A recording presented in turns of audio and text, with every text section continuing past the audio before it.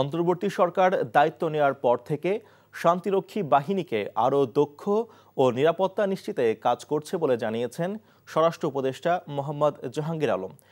সকালে রাজধানীর তেজগাঁওয়ে আন্তর্জাতিক জাতিসংঘ শান্তিরক্ষী দিবস উপলক্ষে পিস কিপার্স রান উদ্বোধন শেষে এসব কথা বলেন তিনি। বলেন, বাংলাদেশের শান্তিরক্ষীদের একাগ্রতা ও সাহস সারা পৃথিবী জানে।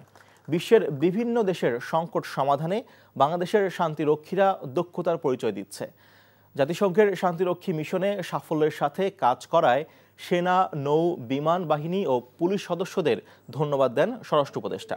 ইঞ্জিনিয়ারিং ও লজিস্টিক সাপোর্টের দিক দিয়েও বাংলাদেশি শান্তিরক্ষীরা এগিয়ে মন্তব্য করে তিনি আরও বলেন, নারীদের অংশগ্রহণ ও তাদের সাফল্য বিশ্ব দরবারে বাংলাদেশকে সম্মানিত করেছে। Across the world, this contribution of both the Bangladesh military, army, navy and air force and the Bangladesh police to UN peacekeeping are immense and multifaceted.